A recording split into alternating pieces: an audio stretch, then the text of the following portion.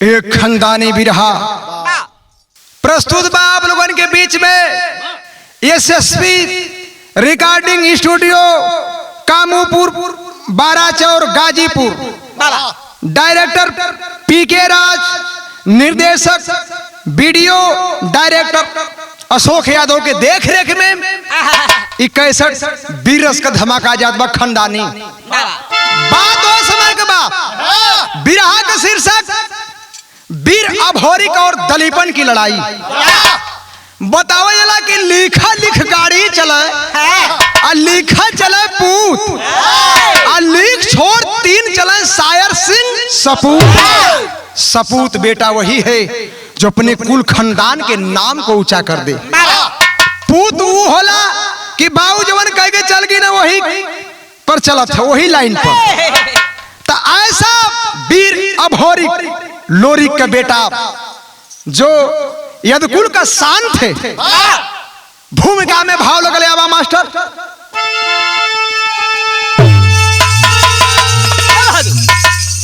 तो शेर के घर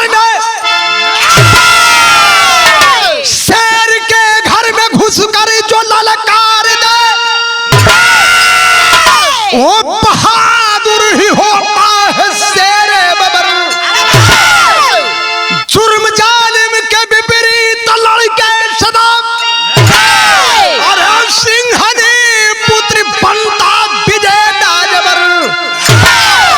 नाम रोशन करे पंस बुनियाद का धरा भी विजय श्री का गजरा पे ढाती। वंश का हंस लोरिक सुमन चढ़ के कर जाए भोरिक दलीपन के छाती।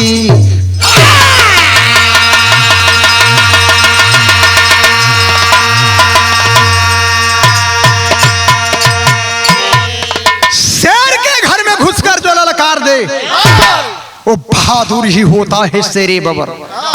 सियार से तो सब लड़ाला, शेर पर जो विजय हासिल करता है वही बहादुर होता है, वह सवा शेर होला। तब बिरहा में गजल का भाव लगल।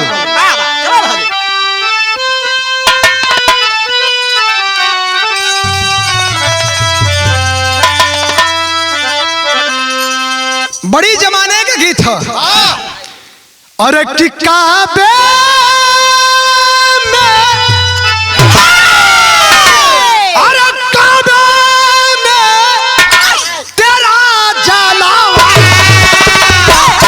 काशी में नजारा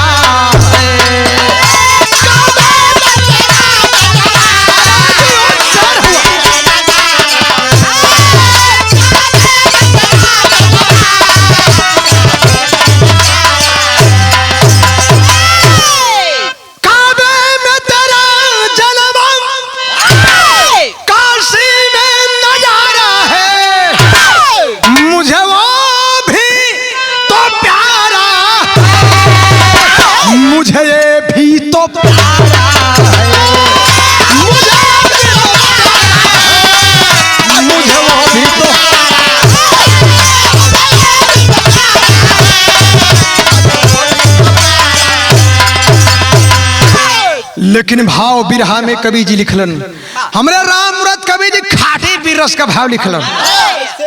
यदुवंश हंस के अंशिक खून का बिरताई कवि जी लिखलन। कैसे लाल? अरे कि धमिनी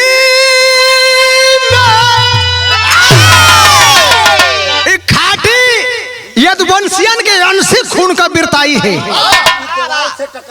खून गरम हुई तो कहाँ गरम होला? अरे कि धमिनी और धधक जाता और लोहू परदानी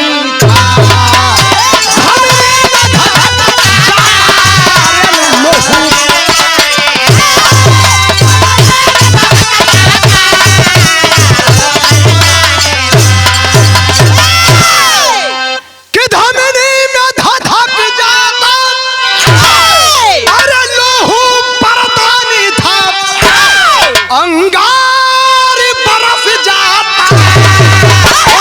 यदुवंश का पानी था।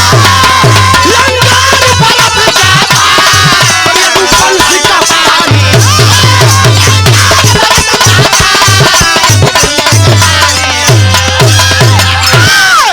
अंगार बरस जाता यदुवंश का पानी था। यद्री गोत के अंश खून का बिरताई है। बिरहा का शुरुआती होगा। कहानी कहवा का बा कैसन बा कि बदकार मोलांकित राजा ओ करता था मनमानी। सुंदर बेटी बहनों को हर लेता था अभिमानी। कि भय व्यापी थी भुजबल में सत्ता के ही बलजोरी। और मासूम बना था जन जन तहसत में नगर अघोरी। अत्याचारी राजा अघोरी का राजा राजा मुलागित इतना अत्याचारी राजा रहल कि वहां के लोग ओकरे पूरे दहशत में वो गांव को लोग हमेशा डरे। तो यादव माहर की बेटी मुदसर जब हुई सयानी। और बचपन में धागा बांधा वो बना लिया पटरानी। अघोरी के रहे वाला माहर यादव के बेटी जेकर नाम मुदसर रहल। बड़ी बेटी मुदसर को ओ राजा मुलागित पापी जाके धागा बांध दिलस। ओ गांव में जेवन भी ओके सुंदर बहन बेटी लोग ना जेकर भी ओके अपना ले। तो बचपने में धागा बांध दिलस हो पंचो।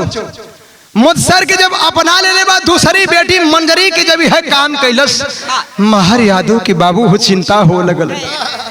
एक गरीब की इज्जत चाहे अमीर की इज्जत चाहे राजा फकीर की इज्जत एक होला। पंचो माहर यादव अपने मनवा में विचार करतू कि एक बेटी की तले गल दूसर की बेटी मंजरी के भी अपनावल चाहत। हमरे यदुवंश का पानी देखत ही माटी में मिल जला। तब कोई बतावत है कि भैया गढ़गौरा में दूठे शेर पैदा हुआ यदुवंश में। कैसे बताउलन कि दूसरे बेटी मंजरी को जब पापी सोचा आए। अरे तब विवश बिचारे माहर गढ़गौरा खबर पठाए। अब रामदेव गुरु जी उस्ताद का लगावा जब पाती जाते गढ़गौरा में खाटे भी रह एकदम चपेदा। अरे की पाती पढ़ कर के लोरी सारू संग दोनों भाई। और जगार उठी तब दुर्गा जब डोला चले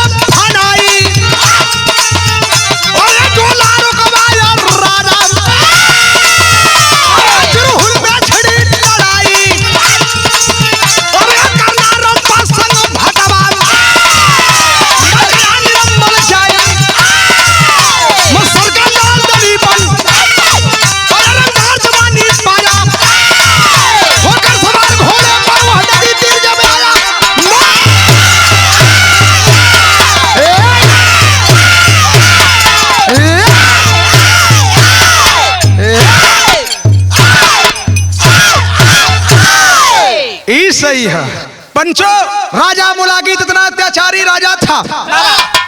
पहल की बेटी मुदसर के तो अपना ले लस दूसर की बेटी मंजरी की अपनावल चाहत हो बाबू। जब गढ़गौरा में पाती माहर यादव लेके पहुंचलन बूढ़ को दादा पतिया की पढ़ल एकदम जवानी छल छलाए लगल। देखा बुढ़ौती का शरीर है लेकिन लोरी सौरी लखावत होन कि धिक्कार है जवानी आप लोगों की। एक बिरदरे का पानी माटी में मिलल चाहत है आज ओकरे पगड़ी के रखदा। जाय के लोरी सौरू अगोरी के धरती पर राजा मोलागित के मार के बड़े से बड़े वीरन का धराशाही कह के वहां से मंजरी के डोला फनाए के लेके गढ़गौरा में अलन। कुछ दिन बीत गल भैया, बतावे जला कि बिखधर का जन्मल बिखधर होला। राजा मोलागित का बेटा जेकर नाम दलीपन बा, अपने जवानी के जब रंगत में आल, देखा यहाँ कियारी एक है, खाली बीज अलग अलग है। मुत्सर का दलीपन था लेकिन राजा मोलागित का बेटा था। जवानी के जब रंगत में आल तो घोड़ा पर चढ़ के वही सोन नदी के तीरे गयल है, तो बिरहा में दर्द लग गई। अरे की अरे मोरे सोनावा करा जिन फोनावा, चुम्मा के धारा जिन लोट एहो जान भूखल बानी। मेरा रुआ अपने मर्दे से करे तो दोनों और प्रेम देखा एक है, और होवे कि चाहिए मर्द मेहरार उनके बीच में। का कहलस कि अरे मोरे सोनावा करा जिन फोनावा, अरे मोरे सोनावा करा जिन फोनावा, चुम्मा के धारा जिन लोट एहो जान भूखल बानी, एहो जान भूखल बानी। आज घर पीड़िया बरत एहो जान भूखल बानी।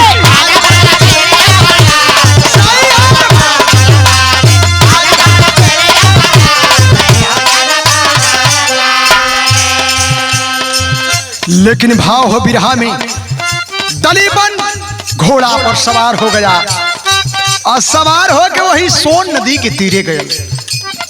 तब अरे चढ़ी जाला घोड़ावा राजा का छोकरावा,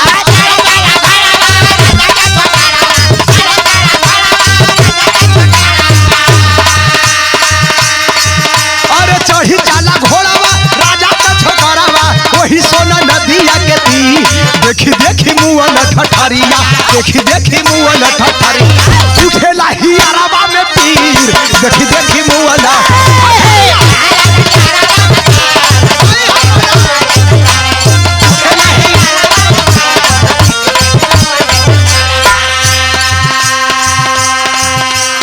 वही सोन नदी के तीरे गल हजारों कंकाल।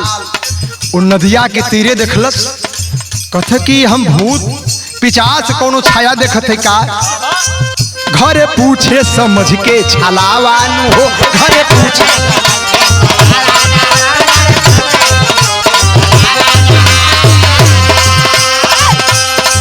कैसन कंकाल माई बतावानु हो, कैसन कंकाल।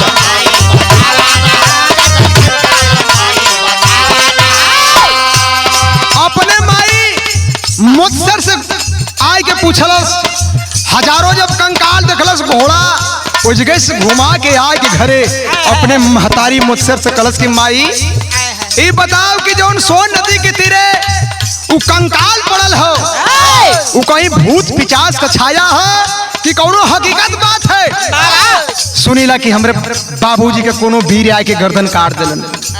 कलश की हाँ लाल, मुसर मन ही मन सोचत है कि लगत है आज बुताई ले आग के लगा दे।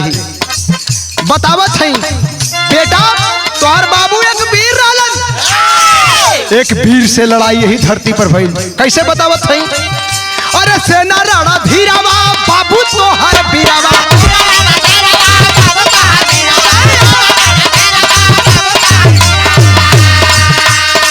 तोहर बाबू वीर रहलन। अरे सेना राणा धीरावा बाबू तोहर वीरावा, सेना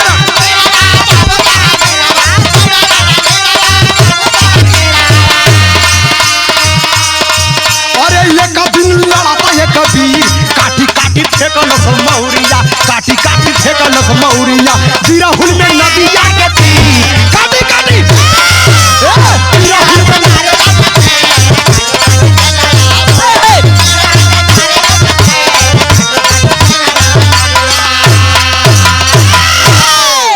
कलश की बाबू तुहार वीर रहलन बेटा, लेकिन एक वीर से लड़ाई भइल वही जिरहुल वही सोन नदी के तीरे।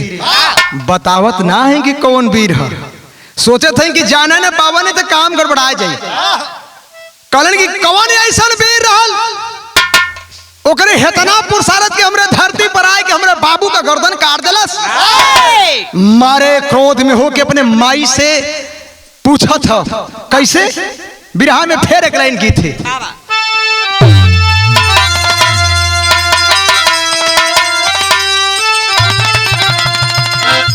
अरे कि कवन ना सकई के रतिया से जरिया। सुहाग रात के कोठरी में कोनो दुल्हा अपने दुल्ही के संगे सुहाग रात मनावा जब पहुंचल तो एकदम रम्मा पैक मार के खड़ा है। देखा कोनो मेहरारू को अगर मर्द पिया के मिल जाए बूढ़ा दिल में दर्द होला। वह मेहरुआ सोचत थे सामू भैया, अरे कि कमन ना सकई के रतिया अइला हो से जरिया। अरे गतरा गतर मोरा कैला हूँ भीतरिया। और होश में ना रहुआ बुझाता, और होश में ना रहुआ बुझाता। ये राजा तभी तो कमरिया दुखाता। ये राजा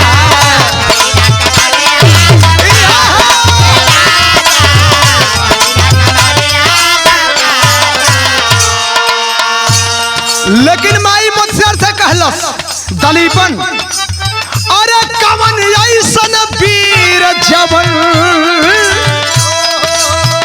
कैलसी ढिठाई। और हमारे खंडनवा में दगिया लगाई। वो करिया जब पूजल हो न हरिया, अरे वो करिया जब पूजल हो न हरिया। ये माई तेरी देव भाई के टेंगरिया। ये माई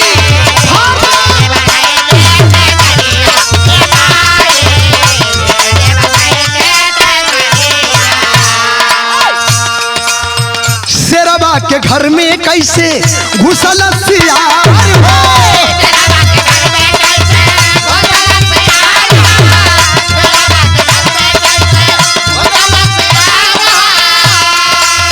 केकर मनुष्य जागल अइल बदकार हो।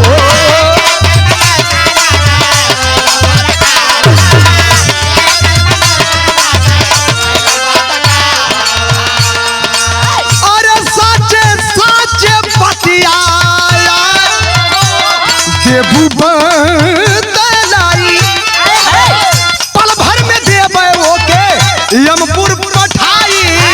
पल भर में देबे ओके यमपुर पठाई। आग लागल सुन ता शरीरिया, आग लागल सुन ता शरीरिया। ए माई श्री जब भाई के टेंगरिया। ए माई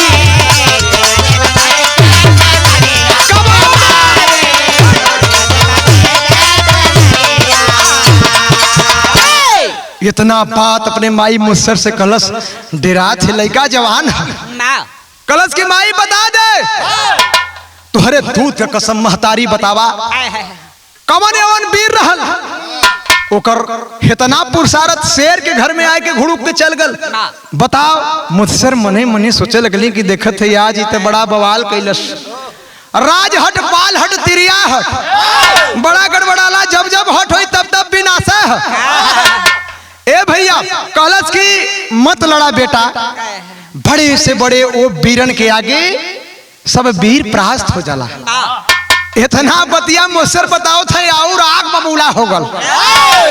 कैसे बतावत है बिरहा में रामदेव गुरु जी का फेर तर्द लगी पूरन की लहराए क्या बा कि सावन महीना अरे सवनैया निकला गले अकाले तिलगाल के हई गोरैया निकला गले। रस रस झूलैली झूला नवरा हो साधा बनमो। रस रस झूलैली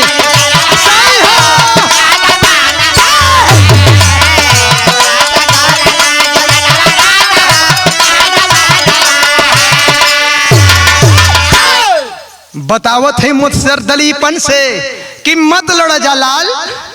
कहने की सतिया बियाह चढ़ के सोहुअल नगरिया, अब भमरी भी भइल है पानी पानी बेटा हो, कहाँ पर बीरावन का भमरी भी भइल है।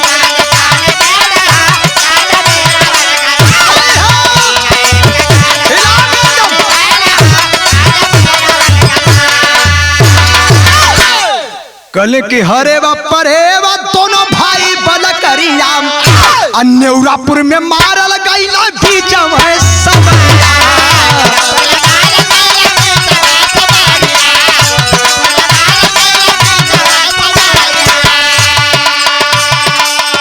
बड़े बड़े बीरवा तूफानी बेटा हो, काव्य बीरावन का नाम।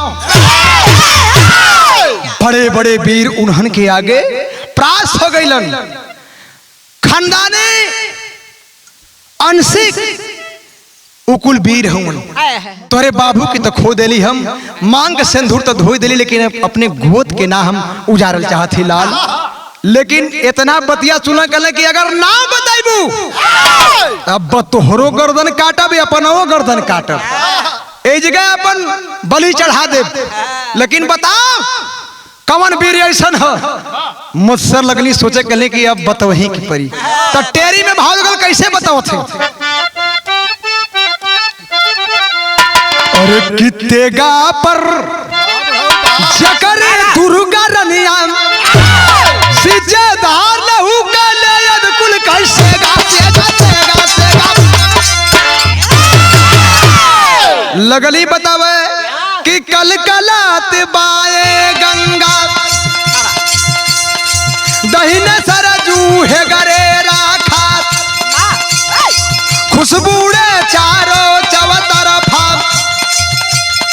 जहां धर्म धरा लहरात,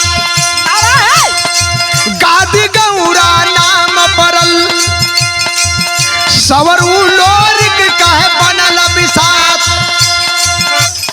घर बहर धन बल बिहस, घर पर धन बल बिहस, बोहा गईन से जगमगात बोहा।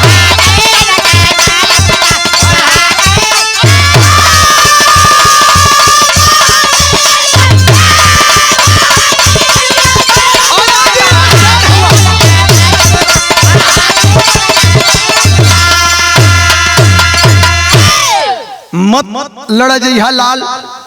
अंशिक खानदानी दुर्गा पूजा ले ली, पूरे चारों धन बल सोहरत चारों तरफा जय जयकार मचत है। अब वहां तुम मज्जा लाल, तब जब सुना मुलागित का बेटा, अरे जब सुना मुलागित का बेटा, तत्काल दलीपन चहक उठा, छतरी का लहू ललकार रहा, अब आंख आस में टपक रहा।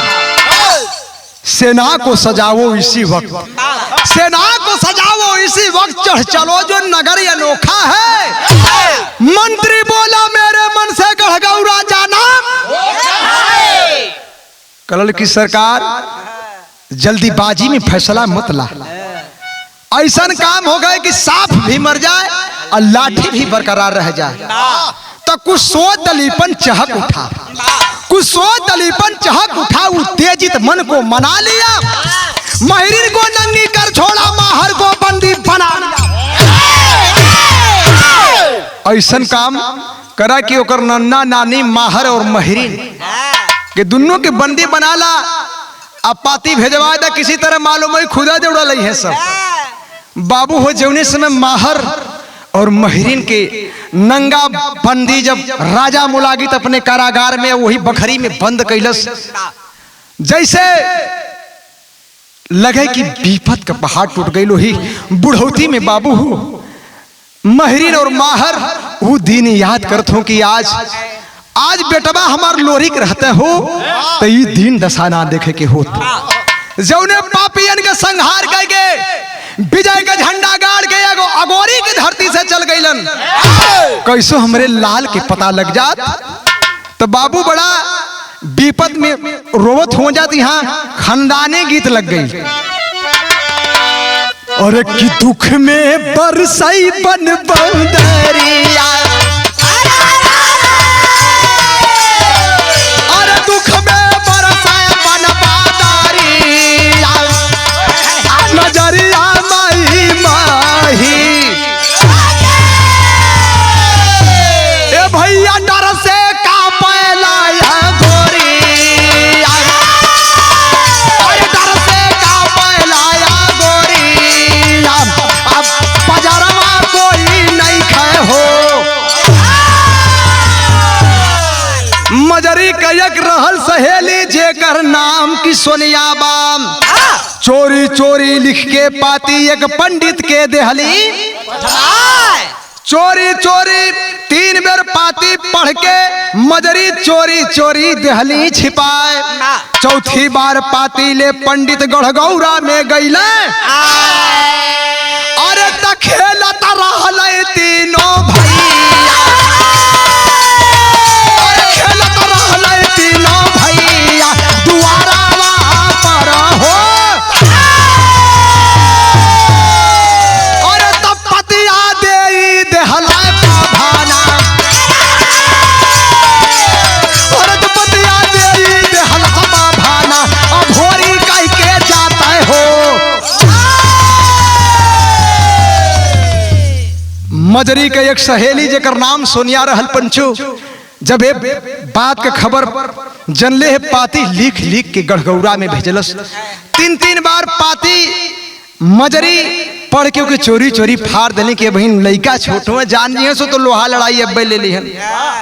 लेकिन चौथी बार पंडित जी लेके पाती गढ़गौरा में जब गईलन, आ तीनों भाई वो जगह झूठ के दुआरे पर अपन खेल कूद मशगुल करत हुन, वही बीच जाए के अब होरिके के पाती थमाई देलन। पाती जब लेके अब होरिक बाबू हो पढ़े लगल, मजरी समझ गए कि लगत हो है पाती जब ने पतिया के 3 बार हम छिपा देली, आज आग लगैया देलस। पाती की जब पढ़त होन अब होरिक हो पंचू, मजरी झरझर झरझर रो थी। तब विदेशिया में भाव लगल भैल का कि पतिया का बतिया सुनैली जब मंजरी हो, लरजी लरजी नूर बरस नयनवा, सपवत मरी गईल अब बचल सपोलवा हो, और भैल जवान होई गईल जवनवा। बिगड़ल समैया में बढ़ल मुदैया, आज दिन दुनिया में रहत सजनवा। यह मजरी सोचत हैं कि आज कहीं रहते तो लइकन के ही गति ना उठावे के हो। तयखिया गलोर बेटा अहियरा में कोरा करे, अरे तेगावा उठा के तबले कर जल लाल नवाम। उठा लिया माई मजरी के आंख में आंस, अब होरी देखलस, उठा लिया बिजुड़िया तेगा, कलश की माई तुहरे दूध का कसम, अब इन तुहार बेटा जिंदा है, बाबू ना हुआ तो वो से का अब इन लोहा लगा दे।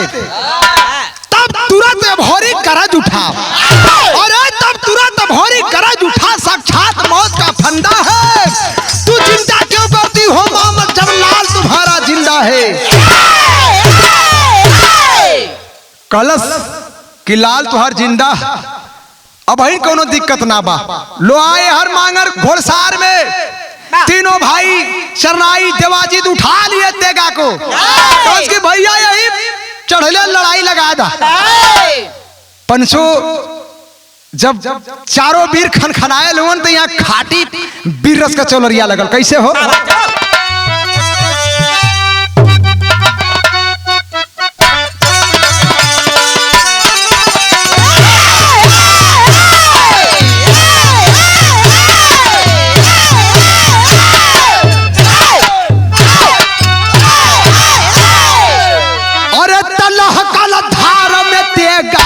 जदू बंसी पालिया हो फनिया ज्वाला भैली जवनिया,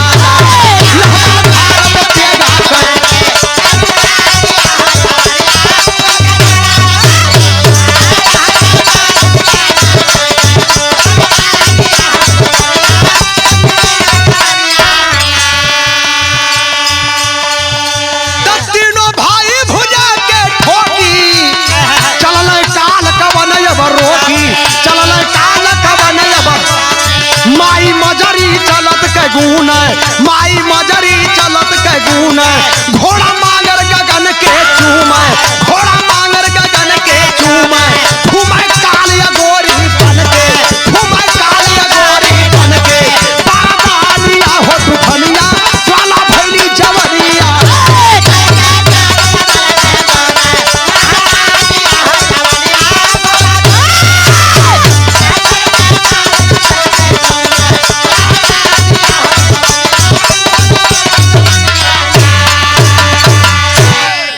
तीनों चारों वीर अघोरी किला पर जब मड़राए लगल साथ में माई मदरी भी चलनी कि अब लड़का हमन सो कहीं लड़ाई के बात रही तो हम बताई पंचो लेके जब वैसे ही एकदम अघोरी किला पर चारों पार्टी जब मेड़राए लगल अघोरी के लोग देखल कहले कि लगत है पार्टी भैया लोरी का गिला सकबू खोई सही अघोरी के लोरी के नियर लगत हो लहरे बिजुलिया देगा मांगर घोड़ खनखनात आकाश में पार्टी आ गई तो बिरहा में बड़ा रंगदार तर्ज लगल कैसे मास्टर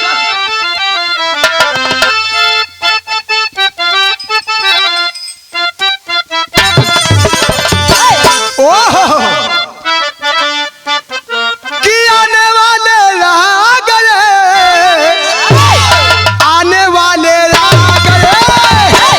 चूड़िया खनकी खनकाने वाले आ गए चूड़िया खनकी खनकाने वाले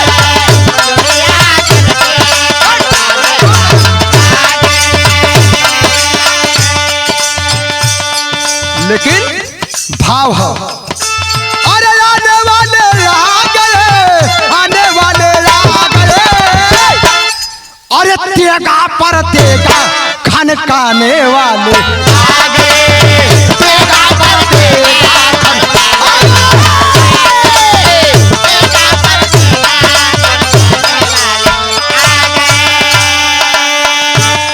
कोई दूर से लखावे कोई नियरे ना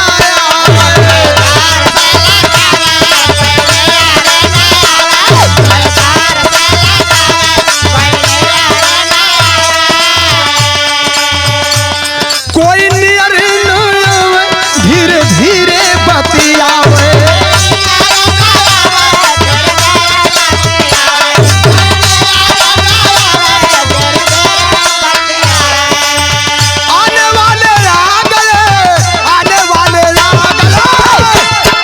तेगा पर तेगा अरे यदकुल का सेगा बचाने वाले यदकुल का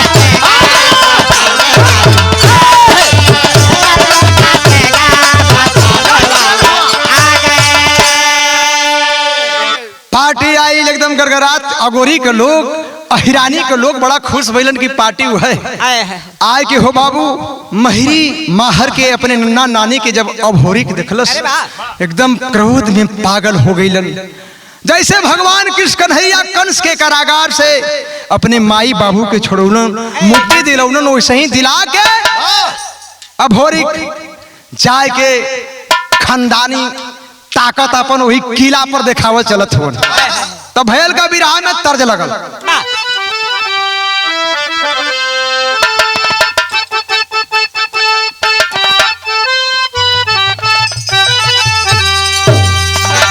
बुल्लू उस्ताद गावे कैसे गावे कि पिया परदेसवा जठान नहीं हरेवा और भसुरु सुतेलन मचान पे और हम बिकाई गईली ये कदिया पान पे हम बिकाई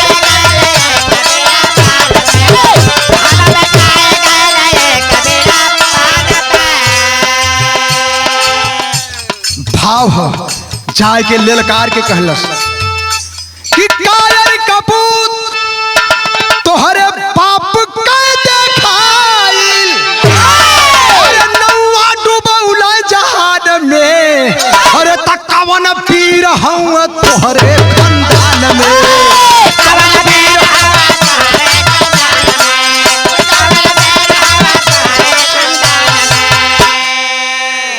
बंद गृह से नाना बाहर के छोड़ा के तीनों बरतानी वीर ललकार जाके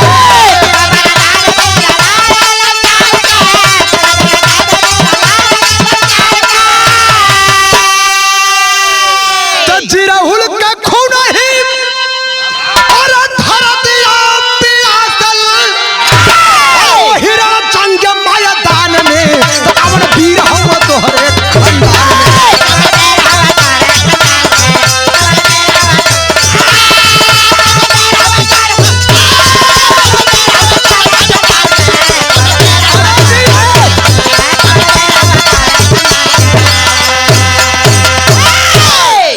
ललकार के जब इतना बात दलीपन के कान में गई है तीनों चारों भाई पूरा हाहाकार मचौले हवन तो इतना बात जब दलीपन सुनलस तब अरे हो सेरह पापट में भाव लगल भैल का मास्टर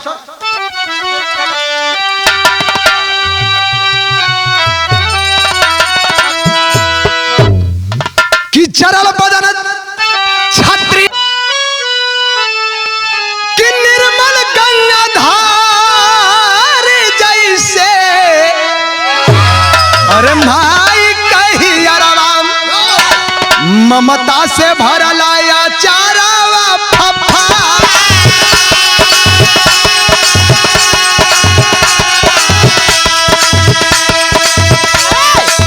मुत्सर महतरिया बिचारा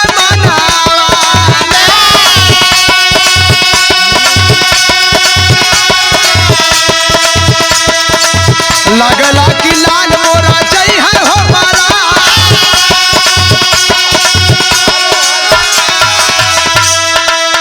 दुर्गा भवनिया कधई धियाना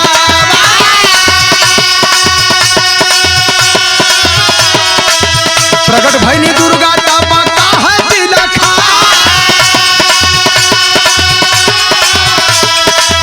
अमर बरदनवा ललनवा के दई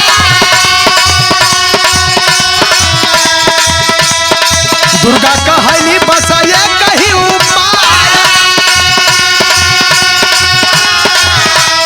माई दुर्गा का ध्यान दे कि मुझसे देखा बेटा का ममता गजब होला बेटा कितनों कपूत हो जा लेकिन माई का ममता वैसे होला हो पंचो माई दुर्गा के लगली ध्यान करे कहले कि महतारी हमर हूँ लाल के जान बचाला तब कहले कि अमर बरदनवा ललनवा के देई दा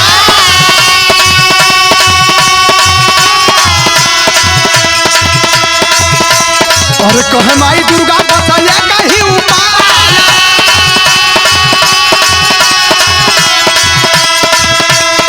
अमर सारी बनी है गली पर का दुलही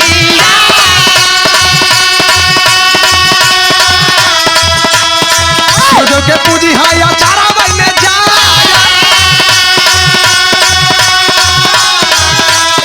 नदिया नहा के खोली जरा दुलही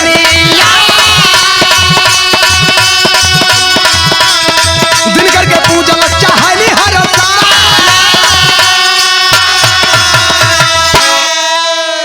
कहले कि मुझसर एक उपाय बा माई दुर्गा जब प्रकट भैली कहली कि मुझसर एक उपाय हो दलीपन का दुल्ही अमरी साड़ी पहन के लेके असुरदेव के जब जाके नदी नहाय के पूजा देही पूजा करी अर्घ दे देही तो जनही कि तोर लाल अमर हो गल अगर पूजा ना पूरा भयल तो खतरा है तब यहाँ फिर खानदानी गीत लग गई दू लाइन बन गई लेला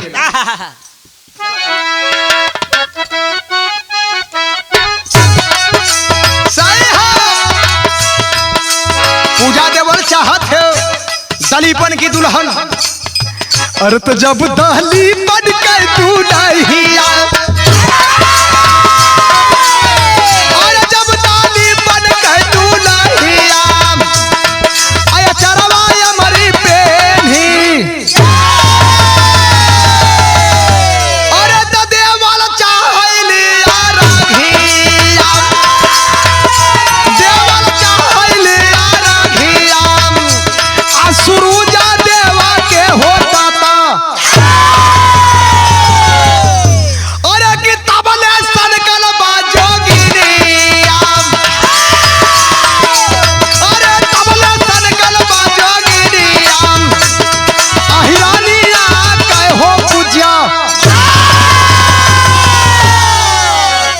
देहल चाहत है दलीपन के दुल्हन जो वही सूर्यदेव भगवान के अर्घ देवल चाहत है। माई के ममता दुर्गा महतारी के दिल में ममता जाग उठल की जेकर जिंदगी भर पूजा खैली। देखत है जब अभोरिका के गर्दन कट जी तो बड़ा जिंदगी भर के हम कलंकित हो जाब। अरे त दुर्गा बनी के चिल्हरिया, अरे दुर्गा बनी के चिल्हरिया, आचरवा मरी लेके उड़ी, अरे हमर गुनई ले दुलहिया, अरे हमर गुनई ले दुलहिया, विपतिया कैसन गइल घहा। लगल झंखे लेके चिल्हूर का भेष बना के माई भगवती अब इन जवही अर्घ देवल चाहत सूर्यदेव भगवान के तबले सरिये लेके उड़ गई। लगल झंखे की हे भगवती ई कैसन विपत के दिन आगल हो। तब माई दुर्गा के दिल में अभोरी के प्रति ममता जागल है। सदर आल्हा में भाव लगल कैसे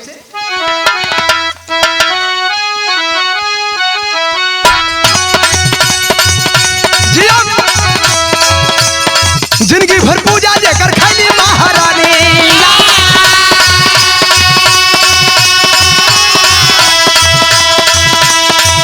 अरे जिंदगी भर पूजा जेकर खैली महारानी,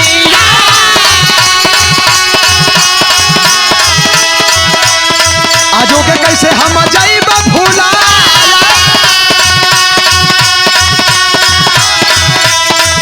अरे सातवें दिन आखिरी लड़ाई आदि काटा,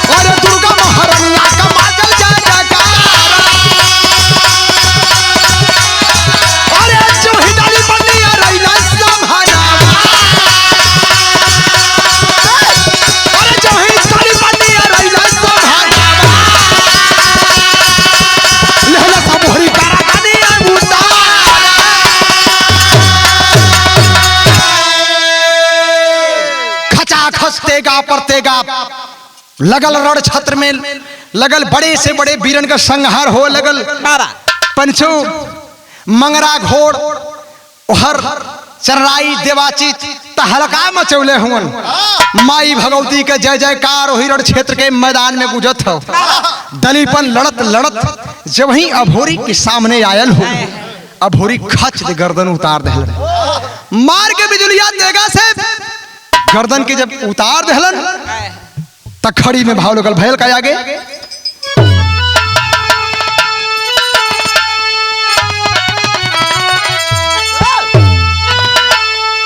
अरे कि बाये बन सकती,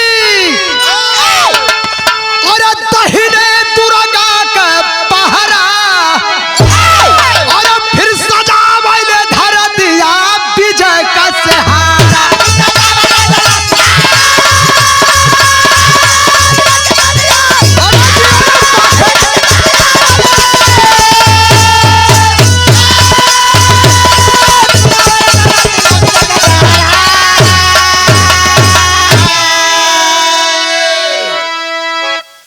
बन सकती दहिने दुर्गा का पहरा, फिर सजावे ले धरतिया विजय के सहरा। अंचारा का जनक मोलागित कुल कुटुंब के साथे अमर निरम्मल नरक में गई ने वीर लोरिक के हाथे। तैगु गुजय बन कीर्तिया विजय का सहरा। 12 बरिस तो कुकुर दिए 13 बरिस सिया। अरे शुरुआ मर दिया मर जीवन भर कायर जन्म का भार।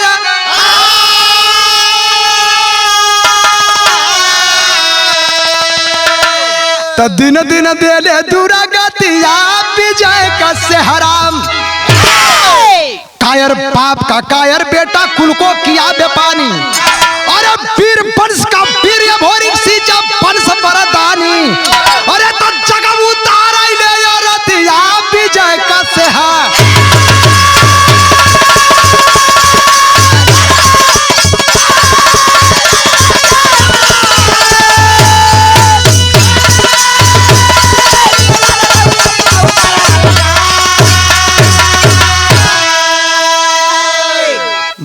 बरिस तर कुकुर जिया 13 बरिस यार। अकायर मरद जीवन भर अकायर जन्म का भार। सुरुआ मरद अमर जीवन भर कायर जन्म का भार। दिन दिन दूल्हे दुर्गतिया विजय का सेहरा। ए पंचो ऐसा बेटा कुल खानदान में होना चाहिए जैसा वीर अभोरिक था। जौने धरती पर बाबू विजय का झंडा गाड़ के हजारों वीरन का संहार करके विजयी बन के वही धरती पर अभोरिक विजय का झंडा गाड़ के लहरा दिलन। ऐसा सपूत कुल खानदान में होना चाहिए। बतौली की लिखा लिख गाड़ी चले लिखा चले पूत लिख छोड़ तीनों चले शायर सिंह सपूत। सपूत बेटा था अभोरिक कि जो कुल खानदान को नाम के ऊंचा कह दिलन। ऐसा बेटा कुल खानदान में पैदा होना चाहिए। तो आखिरी बंदवा